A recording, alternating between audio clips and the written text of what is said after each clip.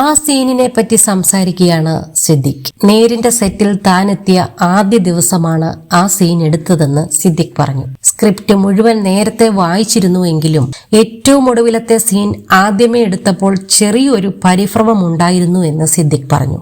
ഒരൊറ്റ സീനിലെ കഥാപാത്രത്തിന്റെ സ്വഭാവം തനിക്ക് മനസ്സിലാക്കിയെടുക്കുവാൻ തനിക്ക് പറ്റിയെന്നും സിദ്ദിഖ് പറഞ്ഞു.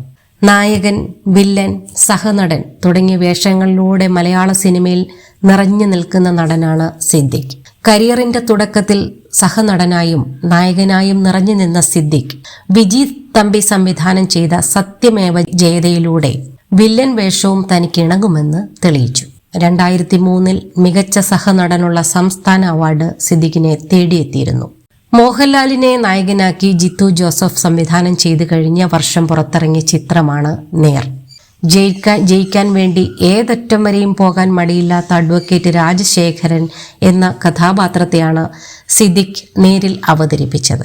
ചിത്രത്തിന്റെ ക്ലൈമാക്സിൽ അനശ്വരയുടെ കഥാപാത്രത്തെ മാനസികമായി തകർക്കുന്ന തരത്തിലുള്ള ഡയലോഗ് വലിയ രീതിയിൽ ചർച്ച ചെയ്യപ്പെട്ടു.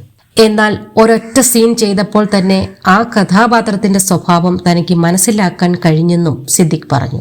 ഒരൊറ്റ സീനിൽ തന്നെ അനശ്വരയുടെ കഥാപാത്രത്തെ മെന്റലി ടോർച്ചർ ചെയ്യണമെന്ന ഉദ്ദേശത്തിലാണ് അത് ചെയ്തതെന്നും സിദ്ദിഖ് കൂട്ടിച്ചേർത്തു. ജിഞ്ചർ മീഡിയ എന്റർടൈൻമെന്റിനോട് സംസാരിക്കുകയായിരുന്നു അദ്ദേഹം. നേർ സിനിമയിൽ അനശ്വര രാജൻ പ്രതിമയുണ്ടാക്കുന്ന സീനിൽ അവരെ മെന്റലി ടോർച്ചർ ചെയ്യുന്ന സീനാണ് ഏറ്റവും ക്രൂരമാക്കിയത്. ഞാൻ സെറ്റിലെത്തിയ ആദ്യത്തെ ദിവസമാണ് ജിത്തു ആ സീൻ എടുത്തത്. അതിന് മോഹൻലാലുമായുള്ള വാദവും മറ്റു സീനുകളൊന്നും അതിനു മുൻപേ എടുത്തിട്ടില്ല. എല്ലാം വായിച്ചു വെച്ച അറിവ് മാത്രമേ എനിക്കുള്ളൂ. അത് മുഴുവൻ ആ സീനിൽ എൻ്റെ ഡയലോഗിലൂടെ റിഫ്ലക്റ്റ് ചെയ്യണം. എല്ലാ അടവും കഴിഞ്ഞു. ഇനിയും ജയിക്കണമെങ്കിൽ അനശ്വരയുടെ ക്യാരക്ടറിനെ മെന്റലി ടോർച്ചർ ചെയ്യുകയല്ലാതെ വേറെ വഴിയില്ല. അത് മുഴുവൻ മനസ്സിൽ വെച്ചുകൊണ്ടാണ് ആ സീൻ ചെയ്തത്. അതിനെ എല്ലാവരും അഭിനന്ദിക്കുകയും ചെയ്തു. ആ ക്യാരക്ടറിനെ പലരും വെറുത്തു എന്ന് പറയുന്നത് തന്നെ വലിയ അംഗീകാരമാണ്, സിദ്ദിഖ് പറഞ്ഞു.